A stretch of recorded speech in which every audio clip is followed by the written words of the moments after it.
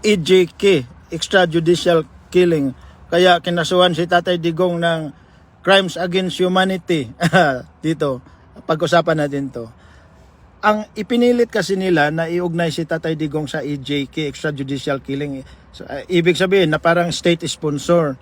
Nagmukha tuloy na parang sinabi ni Tatay Digong, mga pulis, labas kayo, hanapin nyo yung mga durugista at saka patayin nyo.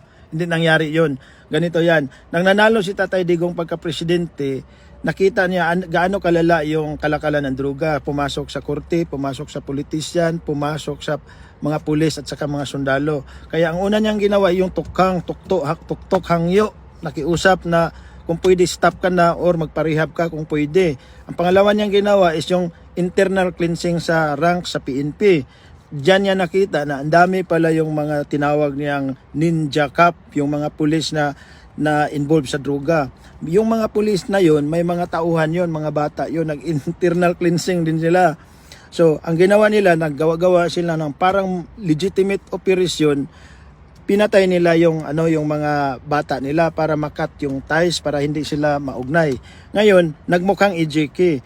Ang utos lang sa tunay na binabalik-balik ni Tatay Digong na utos sa kapulisan ay lumabas kayo, hanapin nyo yung mga durugista, arestuhin nyo sila, and if they resist arrest and they put your life in danger, shoot and shoot to kill. Yun, doon sila nag-ikot-ikot sa shoot to kill. Ganon yon.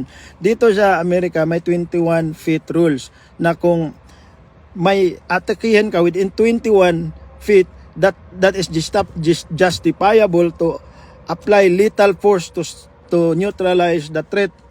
Kasi ganito yan, pag high ka sa droga, hindi ka na makaramdam ng pain at saka yung numb na yung body mo.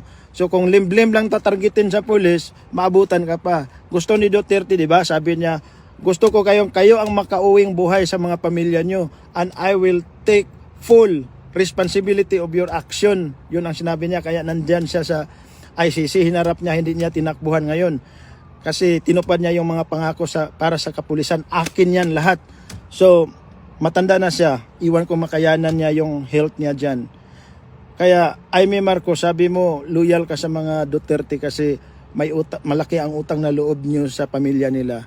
It's about time. Puntahan mo yung bunsong kapatid mo. Sabihin mo na ipabalik yung pinapaalis niyang mahal namin na tatay para hindi namin masabi na this is a budol-budol number part 2. Cool lang tayo.